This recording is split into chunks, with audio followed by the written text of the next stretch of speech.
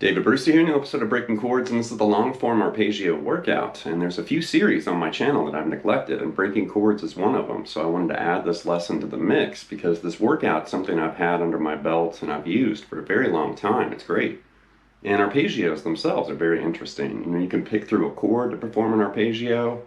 You can arrange the notes in a single position. You can arrange them all over the fretboard and move around. You can sweep, you can string skip, you can tap, using arpeggio ideas. So they're very inspiring, very common. I mean, you'll hear them in rock and metal and classical and jazz and even blues music. Country, there's a whole bunch of places you can find arpeggios. But these long form ideas that we're going to hit in this lesson, actually I did make a lesson about 3 years ago, outlining some of these long form arpeggios, but we're going to spell them out and move around the fretboard. So it's a huge technique boost. Also, it's going to sharpen your awareness of the notes on the fretboard and understanding arpeggios. So here we go. Since we're not talking about a band or a specific guitarist, we can dive right in. We're going to start with major 7, and I'm going to arrange or put all this in the key of E. So we're looking for E major 7.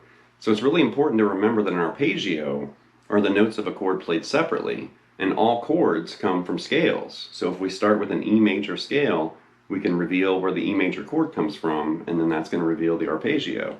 So E major is right here, Ionian.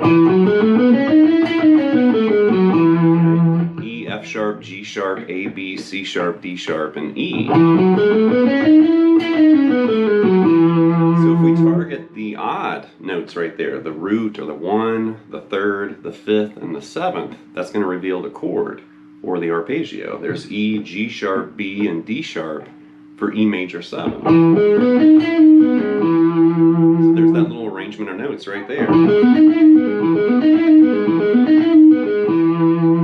Now you could arrange that chord, all over the place. I'm going to put it right here. So there's E major 7, and we're going to basically arrange the notes of that chord into an arpeggio, and we're going to play it as a long form arpeggio. We're going to move around the fretboard like this. Right?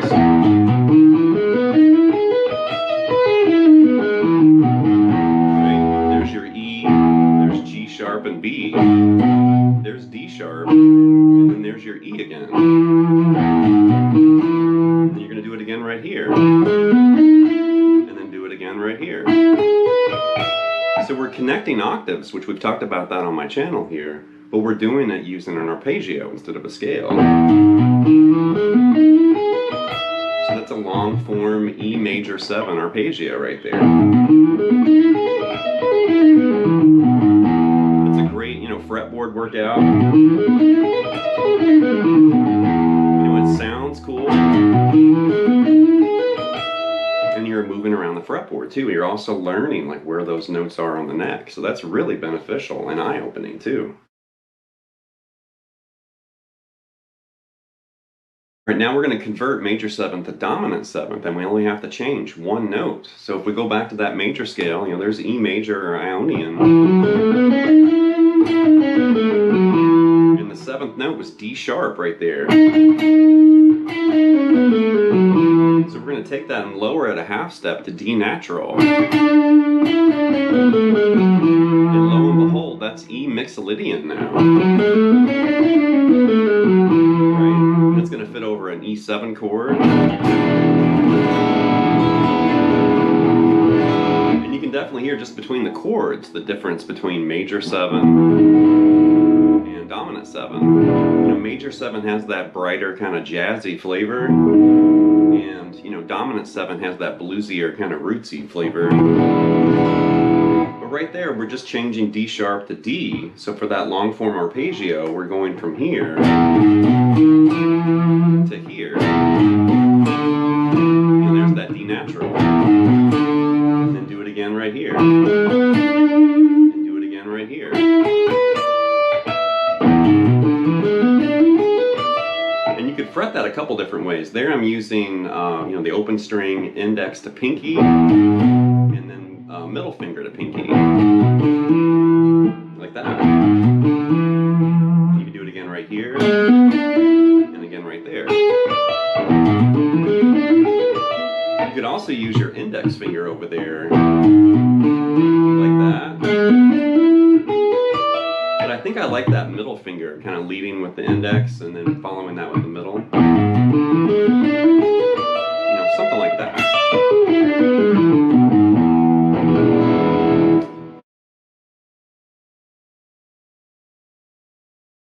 Now if we lock onto that dominant seventh and then convert it to minor seventh, we only have to change one note here again. So now we've got E7 right here, and we're just going to basically lower that G sharp to G, and that's going to change it to E minor 7. So if we think of the scale, now we need basically E, F sharp, G natural, and then there's A, B. We're also going to grab the C, and then D and E. And that's E Aeolian basically right there. And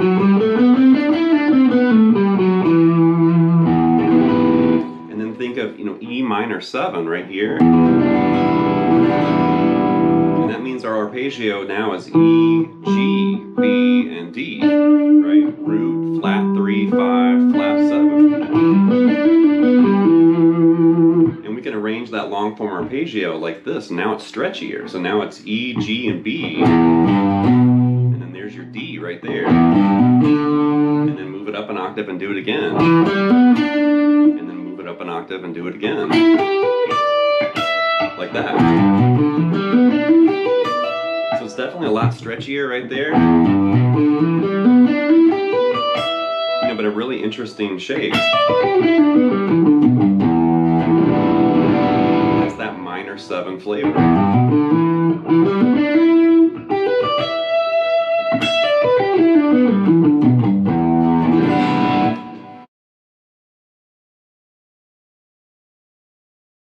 All right, let's convert that again. We're going to take minor 7 and now we're going to convert it to minor 7 flat 5. And to do that, we just need to change one note once again.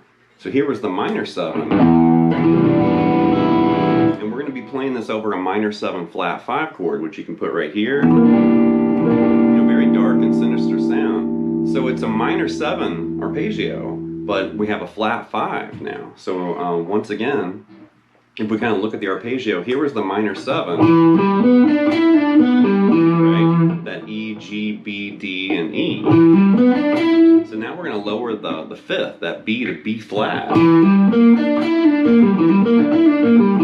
it's half diminished right there. And if we arrange that long form arpeggio instead of minor like we had here, now we're doing minor 7 flat 5 like that. You know, really cool. You know, very sinister, you know, dark sound. I really like that flavor too.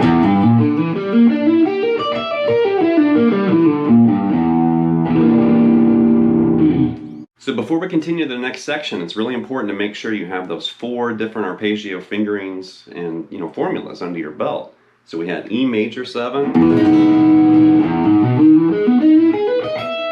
E7 or E dominant 7, E minor 7, and then E minor 7 flat 5.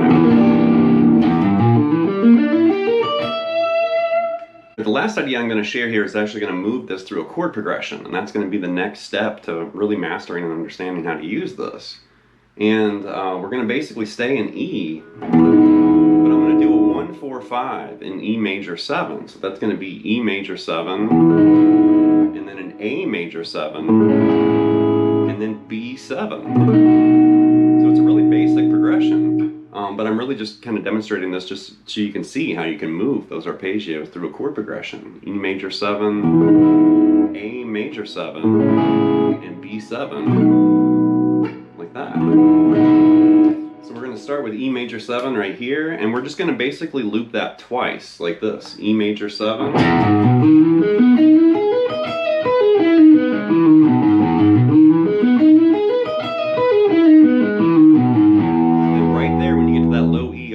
Now change to A major 7, so that's going to put you right here,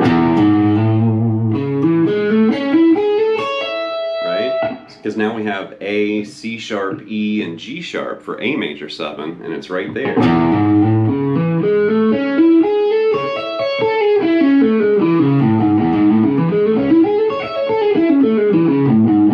that was A major 7.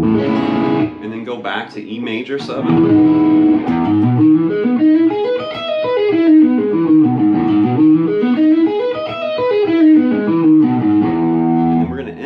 B7, right? So now you're going to do this, and I'm actually going to start with the low E open, so that's a passing tone, and then we're going to hit this A to B, and then that's going to start, you know, B dominant 7 like this. One more time there.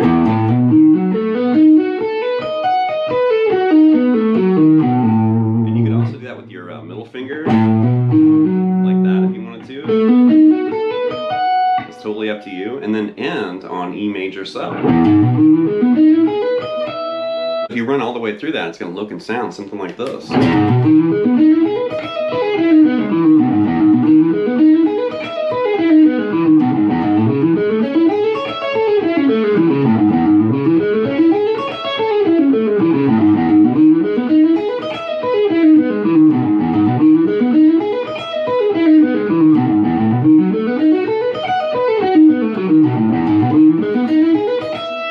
Something like that. And I basically played that B minor, or I'm sorry, B dominant 7th once, and then I moved to E major 7 after that, like this. And then end with E major 7. That's a really interesting workout. It's musical, melodic, it's moving through a chord progression, and then obviously you can change the chord progression. You can start adding some minor 7th or minor 7 flat 5 chords in there, and just really shake it up. But the important thing here is you're thinking about, you know, the chord, obviously, because we're playing arpeggios. You're also thinking about the notes on the fretboard and spelling and arranging, you know, the notes of these arpeggios on the fretboard. So move the different keys. You know, we did all this work in E. Move it to C or G or B flat or whatever key you want to work it in. But that's a great workout, and it's really it's forcing you to think, and it's really making you work too, kind of racing around the fretboard like that. Cool exercise. All right, that's going to wrap this episode of Breaking Chords with the long-form arpeggio workout. And there's tons of things you can do with arpeggios. And, you know, I'm a big fan. I love arpeggios. I love, you know, finding or discovering something different using them. And, I mean, there's tons of players out there where you can kind of grab some additional ideas and concepts and moves. But, I mean, all of my favorite guitarists use arpeggios in some form or fashion. And that goes from, you know, Eddie Van Halen to Yngwie to, you know, I mean, there's tons of players. Steve Morse, I mean, all my favorites, you know, love arpeggios. And there's just so much you can do with them. And this is more or less kind of a technique boost or a workout. But you're working on your technique, you know, as far as physically on the fretboard with your fret hand and your picking hand.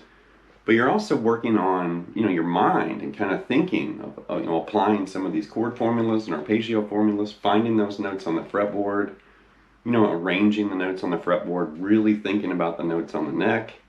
I mean, this is essential practice. And it sounds good. It doesn't sound like some boring Twilight Zone kind of exercise. It's musical, it's flowing, it's arpeggios. And you start moving these things through chord progressions, and the next thing you know, you might start writing songs or solos or whatever. So anyway, leave some feedback and comments. Please subscribe to my lessons, and I'll be back before you know it with more content and material. Thank you.